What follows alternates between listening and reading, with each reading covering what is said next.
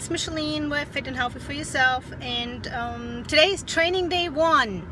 I have 294 or 95 days left until my race that I signed up for, so I have to start training. And the first thing I did today is I selected a training plan. I have been running on and off. If you watched my previous blog or my previous video, I dabbled into running and I ran here and there, but not really consistently. I stopped with every excuse: the weather, it's too hot, it's too cold, I don't feel well, so I didn't stay consistent. So now that I have this race coming up, I need to stay consistent. So there are a million training plans out there. You can find them everywhere, but you really need to look into what fits your lifestyle the best. When I first started out running, I started out walking. So I downloaded, there's an app called Couch to 5K, and that is an awesome app because it starts you off walking in intervals, and I think it starts off with like 8-minute walking and then 30 seconds running, and then it increases by each week or each day. The intervals change, so you get more used to it, and that certainly got me ready for my 5K that I had did last year. So I would definitely start with that. It's the best one out there. So also there are other apps in that same category: Couch to 5K, Couch to 10K, 5K to half marathon. So there are a couple apps there. What you also can do is, a lot of websites have training plans out there. So I signed up for my race with Run Disney. So they have a lot of training plans out there that are free, so you can just download those, follow them. You have to decide how often you want to run. Because of my schedule, I can really only fit in 3 days a week, and that works perfect for me. So 3 days a week, and the other days I will do cross training, weightlifting, to get my legs strong and everything.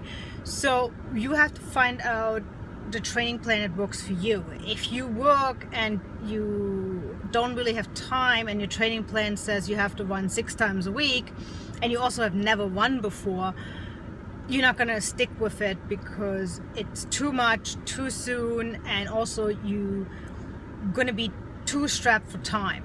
So find a plan that fits your schedule. The training plans are going to be like 10, 12, 15, 20 weeks long, because you have to gradually increase your distance. So therefore, plan long term. You cannot get ready for a half marathon or for a race, or even start running more consistently in a matter of 2 or 3 weeks. It's a slow progress. So, and also find out what works for you. Are you somebody who can run all the time? I found for myself, I'm much better off following a run-walk interval. So right now I do 1 minute walking, 1 minute running, and I actually average, about, I'm right now at a pace of 11 minutes per mile, even though I walk in between. The walk breaks are good because it helps your muscles not tire too much. I used to run without the walk breaks, and I was able to run like 5 minutes at once, but then I was really slow in walking, and I slowed down considerably towards the end. So when I was training without a plan really, and I was running the way I felt, I was all out, and then when I needed a break, I took one and I ran all out. My average was actually a lot worse than it is now.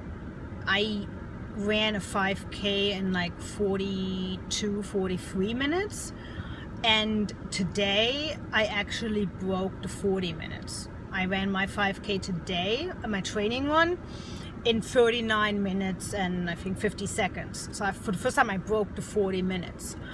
And even though I walked. So play with what works for you. And then, you know, once I get more comfortable, because I'm only like 4 weeks in, I will increase the intervals to 1.5 minutes running, 1 minute walking, or 2 minutes running, 30 seconds walking. I will play with that as I get a little bit more comfortable. So, but trust your training plan. Don't skip anything, follow it. There is a method to this madness. So follow it, trust the process, but first find a training plan that works for you.